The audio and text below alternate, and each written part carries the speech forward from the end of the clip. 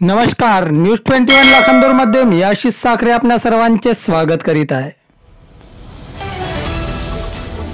कधी होणार पूर्ण इटान कोलारी पुलाचे काम?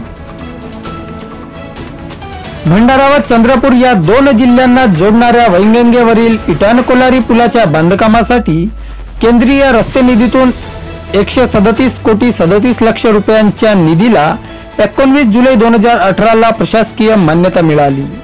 या पुलाच्या सर्वेक्षणाचे काम 2018 मध्येच सुरू झाले असून त्याच वर्षी 2 महिन्यानंतर या बहुप्रतीक्षित इटान कोलारी पुलाच्या विकास कामाला प्रत्यक्षात सुरुवात झाली होती। जवळपास 2 वर्षात या रस्त्याचे व पुलाचे काम पूर्ण होणार असल्याचे भाकीत वर्तविले जात होते। मात्र या कामात दिरंगाई होत असली तरी गतवर्षी मार्च 2024 पर्यंत या बहुप्रतीक्षित इटान कोलारी पुलाचे काम पूर्ण होणार असल्याचे सार्वजनिक बांधकाम विभागाकडून सांगितले जात होते।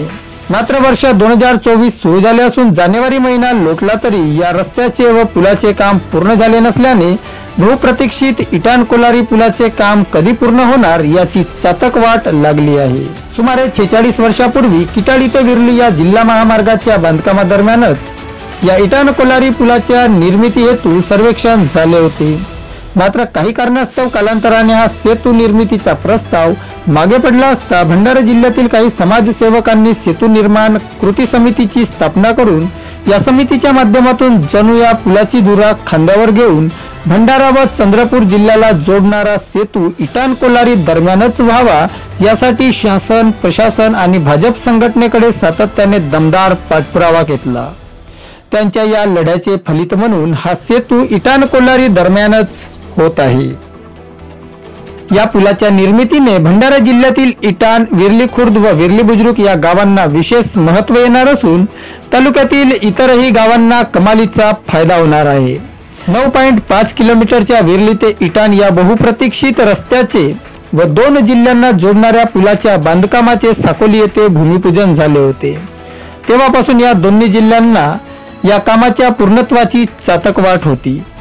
या इटान कोलारी सेतू निर्मितीमुळे चंद्रपूर व भंडारा जिल्ह्याला एकाच बाकावरील 2 मित्र म्हणता येईल।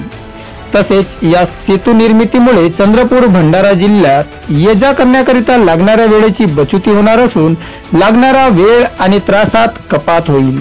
एकंदरीत दोन्ही जिल्ह्यांतर्गत दळणवळण सोयीचे होणार आहे।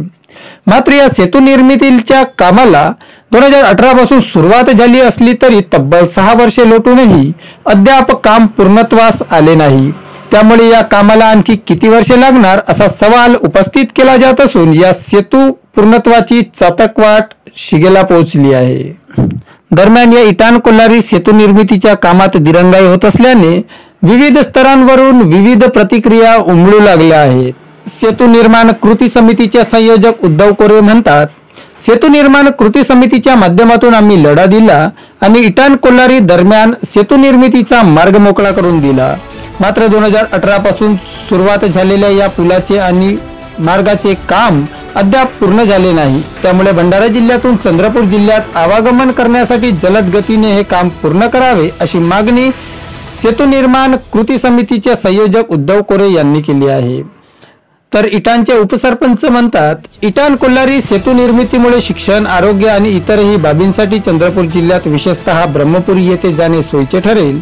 मात्र या सेतू निर्मितीमध्ये दिरंगाई होत असल्याने शिक्षण, आरोग्य सारख्या सोयींचा लाभ घेण्यासाठी लांब दूरचा पल्ला गाठावा लागतो। दिरंगाई होत असलेल्या पुलाचे जलद गतीने काम करण्याची मागणी इटानचे उपसरपंच विलास चाचेरे यांनी केली आहे।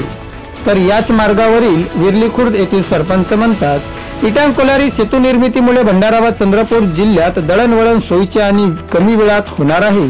शिवाय इटान, विर्ली खुर्द आणि विर्ली बुजुर्ग या छोट्या छोट्या गावांना विशेष महत्त्व येणार असून येथे उद्योगधंदे व रोजगार निर्मिती होईल। मात्र या सेतू पूर्णत्वास दिरंगाई होत असल्याने सर्वांना हा मार्ग सुरू होण्याची प्रतीक्षा आहे, अशी प्रतिक्रिया विर्ली खुर्दचे सरपंच सीमा पारदी यांनी दिली आहे।